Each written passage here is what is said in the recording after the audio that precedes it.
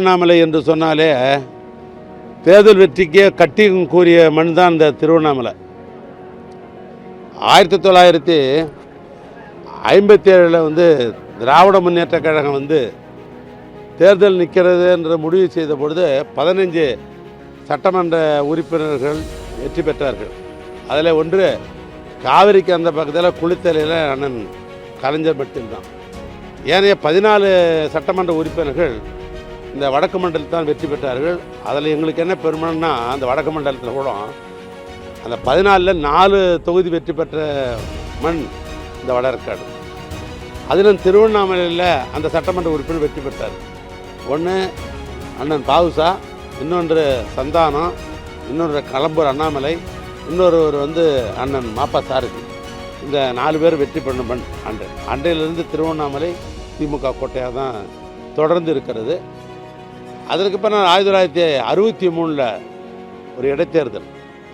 அந்த இடைத்தேர்தலில் அன்றைக்கு பெருந்தலைவர் காமராஜர் தலைமையில் காங்கிரஸும் திராவிட முன்னேற்ற கழகத்தில் பொருளாக இருந்த அண்ணன் கலைஞர் தலைமையில் திராவிட முன்னேற்ற கழகம் 2 பேரும் பொறுப்பேற்ற தேர்தல் நடத்தினாங்க.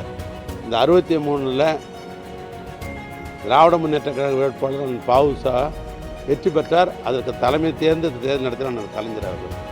இப்படி பலதரம் பட்டியலிடலாம். அப்படிப்பட்ட மண் இந்த மண். ஏற்கனவே நாடாளுமன்ற தேர்தல், இந்த நாடாளுமன்ற தேர்தலுக்கு முன்னால் BLA 2 என்று சொல்லப்படுகிற வாக்குச்சாவடி முகவர்கள் 25,000 பேரை வைத்து ஒரு பயிற்சி முகாம் என்ற பேரில் இதே மண்ணில் இதே இடத்துல கழகத் தலைவர் தமிழ்நாட்டு முதலமைச்சர் அவர்கள் அந்த நிகழ்வை நடத்தினார்கள். தலைமையில் 40க்கு 40 வென்றோம்.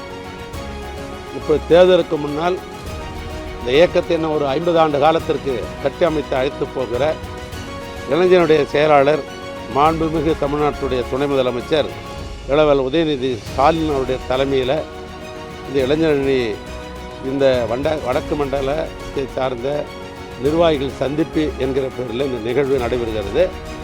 தாய்க்கழகத்தில் எங்களை கேட்டால் என்ன சொன்னோம், இளைஞரணி மாநாடு தான் நாங்கள்லாம் சொல்லுவோம். அப்படிப்பட்ட ஒரு சிறப்பான ஒரு நிகழ்வு அவருடைய தலைமையில் நடக்க இருக்கிறது. தமிழ்நாட்டு முதலமைச்சர் அவர்கள் இளைஞர்களுக்கு வருங்காலத்தில் எப்படி கொள்கை ரீதியாக கட்டமைப்போடு நீங்கள் வளர வேண்டும், அந்த இயக்கத்தை எப்படி கட்டி காக்க வேண்டும் என்கிற அறிவுரை, ஆலோசனை, ஆணை பிறப்பிக்க இருக்கிறார்கள். அந்த வகையில் 2026 தேர்தலில் தாய்க்கழகத்தோடு இந்த இளைஞர் தம்பிமார்கள் சுறுசுறுப்பாக இணைந்து வெற்றி வாகை கட்டாயம் சூடுவார்கள்.